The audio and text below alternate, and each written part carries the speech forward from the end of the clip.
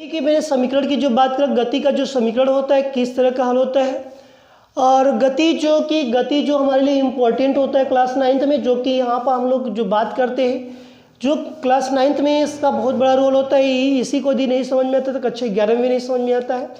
जिस भी हम लोग यदि बात करते हैं तो यहाँ पर गति के समीकरण में भी बात करेंगे, और गति के राशि जो होती है यहाँ पर राशि, जिसको राशियाँ कितनी होती हैं इस पर भी बात की जाए, राशि की भी बात किया जाएगा। और मैंने बोला कि इसका समीकरण, मैं दो चीज़ पे बात करूंगा भाई, दोनों चीज़ देखना समझ में आएगा 100% मेरे हिसाब से। देखो, राशि कोई बोलता है तो यहाँ पर हम लोग अदिश राशियाँ, सदिश राशियाँ, दोनों का परिभाषा होता है। सदिश क्या होता है, अदिश क्या होता है। सदिश में बोला जाता है कि दिशा और परिमाण दोनों हो, जिसमें दिशा और परिमाण दोनों होता है उसी को सदिश राशि कहा जाता है। अदिश राशि का मतलब होता है जिसमें कि सिर्फ हमारे पास परिमाण हो, दिशा ना हो, सिर्फ परिमाण हो मगर दिशा ना हो, निश्चित ना हो, तो उसी को हम लोग कहते हैं अदिश राशियाँ। जैसे कि हम लोग को बात करते हैं अदिश राशि पर। अदिश राशि मुझे बोला गया कि जैसे दूरी तय करना है तो हमारा मन करेगा टेढ़े मेढ़े भी जा सकते, तो क्या उसकी दिशा निश्चित हुआ, निर्धारित किया गया? नहीं ना। तो हमारे पास जो बात किया गया है कि हम कैसे तय करते हैं। यदि मैं बल लगाता हूँ, बल क्या है, सदिश राशि हो जाएगी, क्योंकि किसी निश्चित दिशा में मैं बल लगाकर कार्य करता हूँ। तो ये सब जो बात किया जाएगा और जो बात किया जा रहा है, जिस पे हम लोगों को समझ में आना चाहिए। गति के समीकरण में देख रहे हो 3 समीकरण पढ़ना पड़ता है। पहले समीकरण में अनुसार मैंने क्या पढ़ना है, पहला समीकरण ये कहता है कि v बराबर u प्लस at होता है। दूसरा समीकरण ये कहता है s बराबर ut प्लस हाफ at का स्क्वायर होता है, और v स्क्वायर बराबर u का स्क्वायर प्लस 2as होता है। सारा चीज़ मैं समझ लेता हूँ कि क्या क्या चीज़ दिया गया है। अब मैंने राशि समझ लिया कि राशि क्या क्या होती, मैंने राशि के बारे में समझ लिया। v क्या है, u क्या है, a क्या है, t क्या है, जो कि इसका रोल मैंने बोला कि कक्षा 9 में भी है, कक्षा 11 में भी है।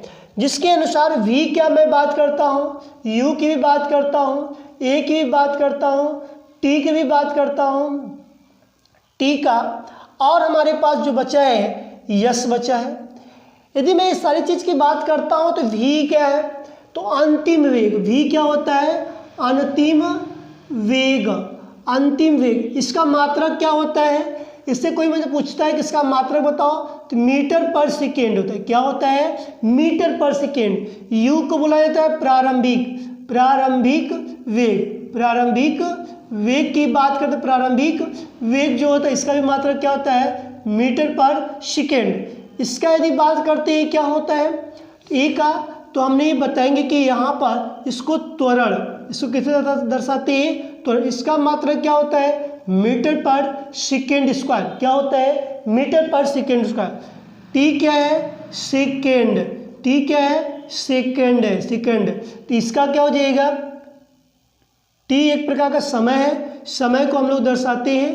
टी एक प्रकार का समय है, समय को हम लोग लिख सकते हैं सेकेंड। ठीक है।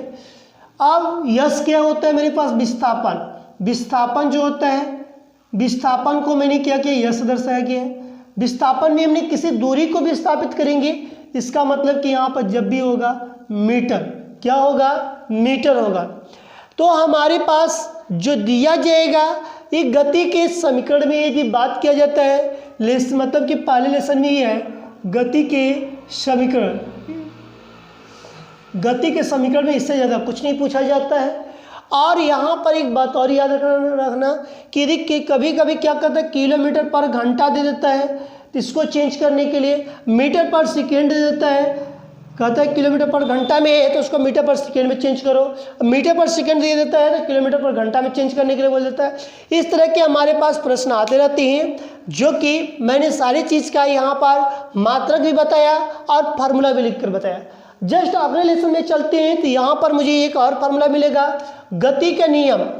गति के नियम की यदि बात करते, गति के नियम, गति का नियम क्या होता है, गति के नियम पर यदि मैं विचार करता हूँ तो यहाँ पर पहले नियम में कुछ नहीं है, वहाँ पर कहा है किसी वस्तु को विरामावस्था में तो विरामावस्था में रहेगी, यदि वो गतिशील है तो गतिशील रहेगी, यदि इस तरह के वहाँ पर बात किया जाता है।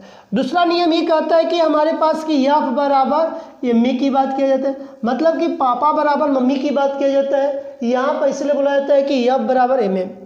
तीसरा नियम ये बोलता है कि यफ ए बी बराबर माइनस बी ए कहा जाता है। क्या कहा जाता है? माइनस बी ए कहा जाता है। ये हमारे पास 3 होते हैं, जिसके अनुसार इसी में आता है कि P बराबर एम बी, इसी में आता है P बराबर एम बी, जो संवेग संरक्षण में चला जाता है, जो कि संवेग संरक्षण में चला जाता है, जिसके अनुसार संवेग संरक्षण में इसकी बात किया गया है। बल का मात्रक क्या होता है? न्यूटन होता है। यदि कोई पूछता है कि बल का यदि मात्रक की यदि कोई बात बोलता है तो बल का जो मात्रक होता है न्यूटन भी होता है, या इसका ये भी बोल सकते हैं किलोग्राम इंटू मीटर पर सेकेंड भी होता है। ये SI प्रति में होता है, ये क्या होता है? MKS प्रति में। क्या होता है? MKS प्रति में होता है, SI प्रति में होता है। और हमारे पास इसका तो मैं बता ही दिया क्या हुआ, फिर कुछ बचा नहीं। हाँ ठीक, यहाँ पर इस तरह की बात किया जाता है तो हमारे पास जो कार्य किया जाता है तो इस तरह नहीं रहेगा। ठीक है, ओके।